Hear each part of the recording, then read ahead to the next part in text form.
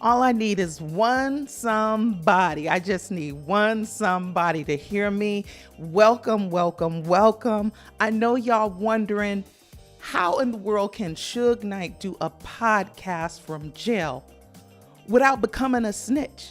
The thing that he says that he hates. He says he hates snitches. He's been throwing shade for years as Snoop Dogg.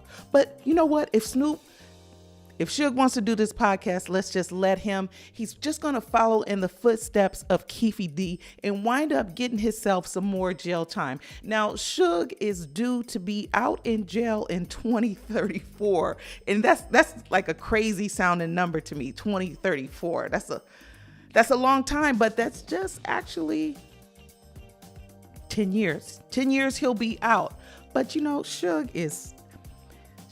is a suspect, but the subject of his podcast is supposed to be blasting his enemies. He's supposed to be blasting Snoop, Dre, Interscope Records, but there's a whole article on that. But before I go to that article, I'm gonna just play for you what he has to say about snitches. Just give me a little second here.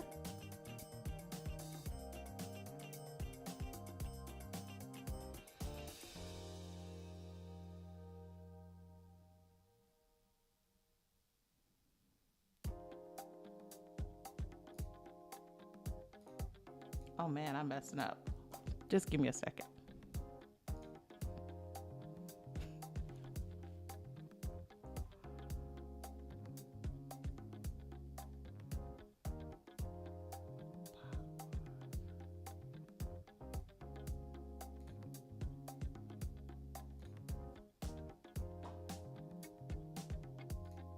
For a long time. So they shouldn't model themselves on rap stars with big lawyers. No, they shouldn't. And besides that, you know, you have certain individuals who's artists, and they might get in trouble. They might do a few things, but they well-known names, and they inform the police. They snitches. Snoop Dogg. And if they get in trouble, they're gonna get a free pass. Like if you hear about it, there's several artists that would never ever come to prison. No matter what they do, you hear about it getting caught, if it's firearms, getting caught with drugs, doing this, doing that. Like who, you think? Well, put it to you like this. When you look at it and you think about it, and you see that you watch the news, you follow the people's trials, people's court cases, or you follow what you hear, word of mouth, what you hear about the streets, about the guy getting 25 years because he had $2 piece of crack cocaine on him, or a guy got 10 years because he had a firearm on him. Then you get a guy if it's not personal, so I don't want to make it seem like I'm slandering these guys' names, or if you hear about a lot of the artists, some of them used to be on death row, some on other labels. You might hear them getting caught with drugs, getting caught with a gun, stab somebody, do those type of crimes. They're not gonna come to prison. One of the reasons they're not gonna come like to prison. Snoop? Well, Snoop would never come. I mean, Snoop was on, we beat a murder trial for him, but then he was on probation. Then he got caught with 2 ounces of marijuana. Then he got caught with guns. And each time it's nothing. They're not gonna violate him. Because for the street guys know what I'm talking about. There's no puzzle.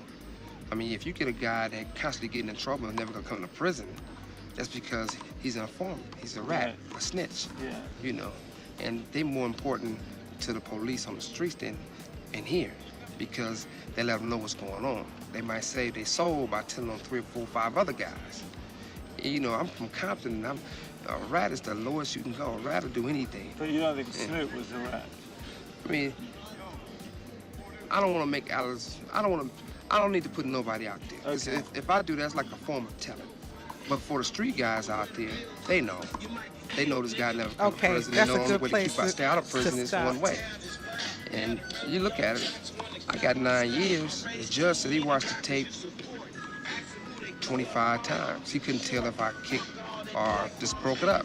Well, Victor I said could tell didn't, he but I still did got- kick Keefe, not Keefe, but Orlando, definitely.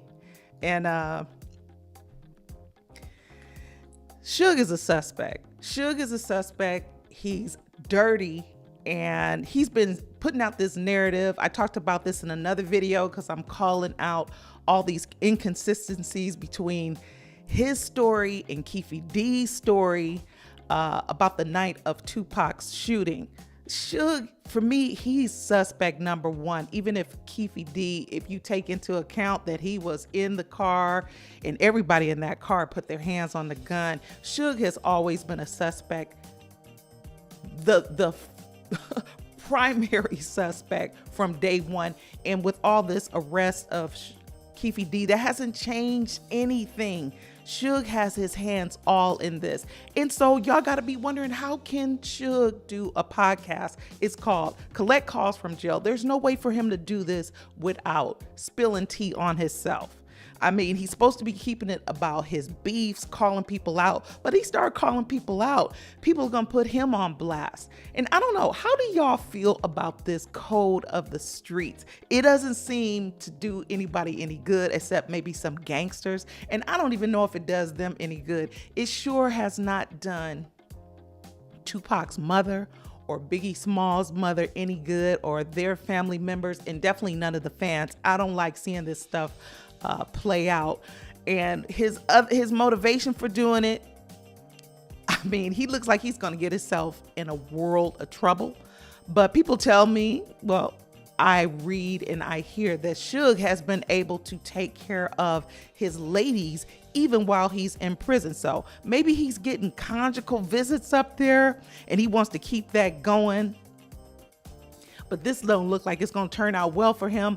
But, you know, I don't think we care. I don't think we care if we watch him go down the same path as Keefe D. No problem, because it's probably a lot of bad actors, dirty players out here that need to be behind bars, just like him. I mean, having beefs with people, going to blows, man to man with your fist. If you want to get down like that, that's your call. But like taking somebody's life, just snuffing them out, over what? Over what? But let me get to this article. I should also let this play a little bit here. It's called Suge Knight. Well, let me see who did this article. Man, I don't even see who did the article, but let me just go on. Suge Knight launching Collect Calls podcast from prison. Trailer promises he'll address Dr. Dre, Snoop Dogg, Jimmy Levine, and more. Okay, the 58-year-old plans to address some of the artists and hip-hop moguls he has issues with, including Master P, Whack 100, Warren G, and Akon. But do we really want to hear that? Actually, I just want to hear him talk about what really happened the night that Tupac lost his life. Well, the night that Tupac got ambushed. And Suge Knight, let me just say this.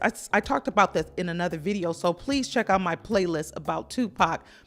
Suge Knight did not get shot in the head. He did not get any direct impact from a bullet. It was all, what do you call that? Just surface wounds. It was no bullet hitting, it was shrapnel.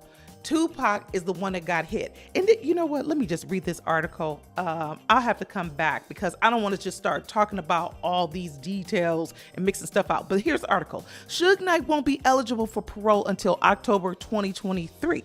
So he's launching a podcast while still behind bars. That's the way this article is.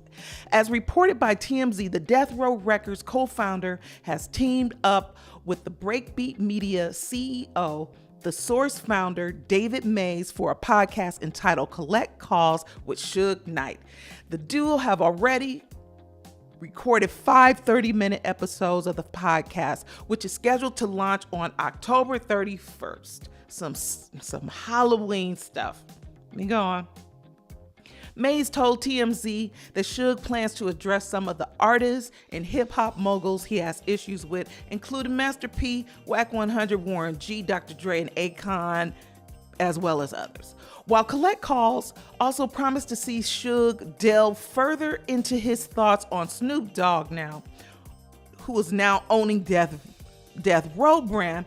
The weekly podcast will also see Knight talk about his experiences in the music industry. A trailer for the podcast offers a preview of what Suge has to say about Warren G's comments on Drink Champs earlier this year. Now, I don't know if Suge really has fans. I don't want to just blast the man because he's still a human being. And actually, if it wasn't for all this mess, looking at Suge, he looks like a gentle type of dude. He's not a bad looking dude. And he comes across very gentle, like his name was Sugar Bear. He looks like a big sweet bear, but this man has some dirty things going on. And I mean, I'm not a fan of Suge Knight. I'm not a fan of his. And the man has dirt on his hands. He has blood on his hands.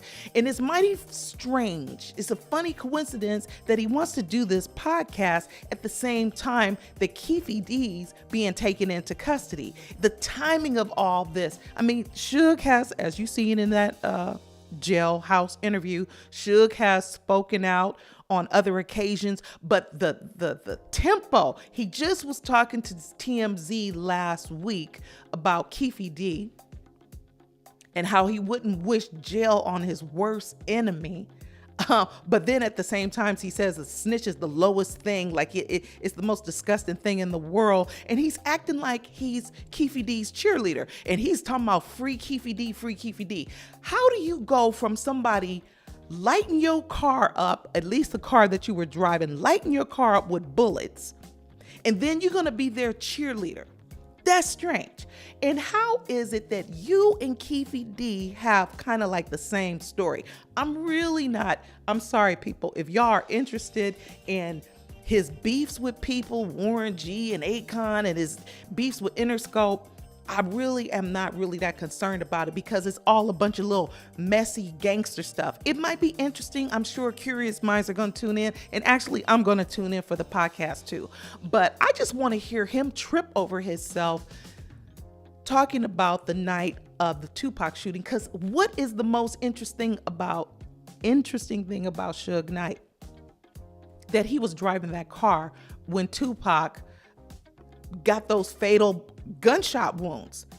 And this story that Tupac was trying to jump in the back seat, he and Keefe D both have a story that's almost identical. Even the same lie that's identical. And that is that that Suge got shot in the head. They both say that Tupac tried to jump in the back seat. How could he try to jump in the back seat? And Suge says that he grabbed him and pulled him down and covered him. Oh, my blood starts boiling when I think of it. It's like you're in a little BMW. Do you know how logistically impossible that is? How impossible the whole story is? Again, I have already done a video on this, but I'm just looking forward to Suge Knight tripping over himself and wind up with a life sentence. Because I don't see, unless he has these interviewers, I'm sure they're going to throw him a bunch of softballs. But I'm sure the FBI is going to be listening very attentively, and the Los Angeles Police Department, as well as the Las Vegas Metropolitan Police. They're all going to be listening very carefully. Maybe even, I mean, Suge got a lot of dirt on his hands.